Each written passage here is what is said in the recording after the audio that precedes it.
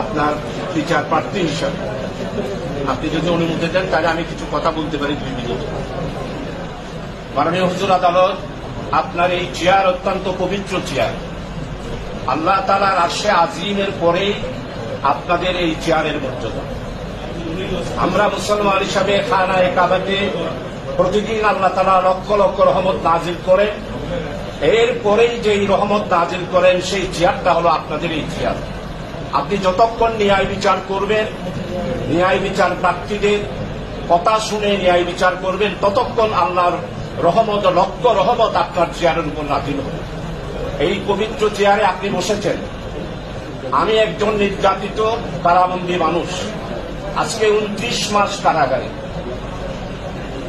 2021 সালের রমজান মাসে ঈদের দিন বিনা ওয়ারেন্টে আমাকে গ্রেপ্তার করা হয়।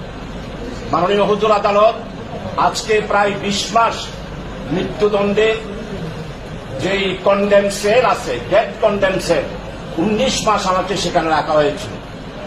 আমাকে, আমার বাড়ি হচ্ছে সাতকানিয়া, মামলা দেওয়া হলো হাটহাজারীর। এই মামলাতে আমাকে 8 দিন রিমান্ডে নিয়েছে। এরপরে সিআইডি আমাকে 2 দিন রিমান্ডে দিয়েছে, 8 দিন আমাকে রিমান্ড করেছে। এই সব কিছুর পরেই আইনি প্রক্রিয়ার পর আমাকে 20 মাসের মধ্যেই আমাকে মহামান্য হাইকোর্ট এবং মহামান্য অ্যাপিলেট ডিভিশনের ফুল বেঞ্চ আমাকে প্রত্যেকটা মামলায় আমাকে জামিন দিয়েছে। জামিন পাওয়ার পরে আমি জেল গেটে আসি, আবার আমাকে পুনরায় মামলা দিয়ে আবার জেলে ঢুকানো হয়।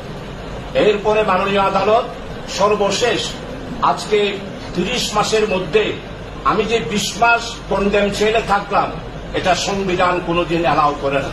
আমি 2 বারের পার্লামেন্ট মেম্বার, বাংলাদেশ হাউস কমিটির মধ্যে ইন্ডিয়ার লোকসভার হাউস কাউন্সিল, ব্রিটিশ কাউন্সিলের যে 1 নম্বর কমিটি থাকে, ঠিক সেই রকম একটা কমিটি বাংলাদেশ সংসদীয় কমিটি।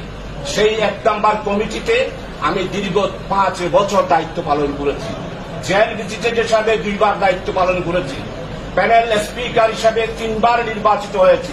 1991 থেকে 96 প্যানেল স্পিকার ছিলাম। 2001 থেকে 2006 সালে ব্যারিস্টার জমিরুদ্দিন সরকার এবং ব্যারিস্টার আব্দুর রাজ্জাক সাহেব মাননীয় স্পিকারের নেতৃত্বে 2 বার প্যানেল স্পিকার ছিলাম। মাননীয় হুজুর আদালত, আপনার সমিতিতে আজকে আবেদন করতে চাই, সুপ্রিম কোর্টের আদেশ বড় না পুলিশ বিভাগের ডান্ডা বড়? আজকে সেটাই আপনাকে প্রমাণ করতে হবে। মৌলানা আবুল কালাম আজাদ কংগ্রেসের ইন্ডিয়ার নেতা ছিলেন, ওনাকে গ্রেপ্তার করা হয়েছিল। জেলখানা থেকে পুনরায় গ্রেপ্তার করার পর যখন কারাগারে দেওয়া হলো, তখন মহামান্য দিল্লির সুপ্রিম কোর্ট 1 ঘন্টার ভিতর মাননীয় মৌলানা আবুল কালাম আজাদ কংগ্রেসের সেক্রেটারি ব্রিটিশের সেই শাসন আমলে তাকে আর গ্রেপ্তার করতে দেয় নাই। সেই নজির রয়েছে।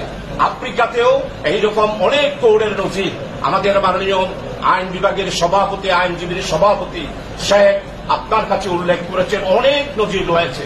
আজকে আমি এই 28 মাস জেল কাটার পর, 20 মাস কন্ডম ছেলে থাকার পর মাননীয় সুপ্রিম কোর্ট আমাকে শ্রেণীপ্রাপ্ত করে আদেশ দিয়েছেন। সেই আদেশের পরিপ্রেক্ষিতেই আমি এখন শ্রেণীপ্রাপ্ত একজন আসামি হিসাবে কারাগারের মধ্যে জীবনযাপন করছি। আজকে বিচার বিভাগের স্বাধীনতার জন্য বক্তব্য রেখেছি। আজকে আমি একজন গণতন্ত্রকামী মানুষ, গণতন্ত্রের জন্য আন্দোলন করি, মানবাধিকারের জন্য আন্দোলন করি, মানুষের ভোটাধিকারের জন্য আন্দোলন করি। বাংলাদেশ জনগণের মালিক হচ্ছে বাংলাদেশের মালিক। এই জনগণের মালিকানা প্রতিষ্ঠা করার আন্দোলন করতে গিয়ে আজকে এই টান্ডাতন্ত্র, লাঠিতন্ত্রের এই পুলিশেরা আজকে কোথায় আমাকে অ্যারেস্ট করেছে এতদিন? 28 মাসে এই মামলা আসলো না। 28 মাস পর আমি যখন মাননীয় সুপ্রিম কোর্ট আমাকে যে আদেশ দিয়েছে, সংবিধানের 31, 32, 33, 36 প্রত্যেকটা ফান্ডামেন্টাল রাইটস সংবিধান করে মাননীয় হুজুর আদালত আপনি দেখতে পারেন, সেখানে আমাদের অধিকার রয়েছে। তাই আমার নিকট আবেদন, আপনি একটি দৃষ্টান্ত স্থাপন করবেন, দিল্লির হাইকোর্টের মধ্যে একটা দৃষ্টান্ত স্থাপন করবেন। মৌলানা আবুল কালাম আজাদকে যেইভাবে রিঅ্যারেস্ট করার পর মুক্তি দিয়েছে, আপনিও আমাকে আজকে তাদের এই অ্যারেস্টের বিরুদ্ধে আমাকে মুক্তি দেবেন এই আশা করে, এই আবেদন করে, হাম্বেল সাজেশন দিয়ে রিকোয়েস্ট করে আমার নিবেদন আমি শেষ করছি।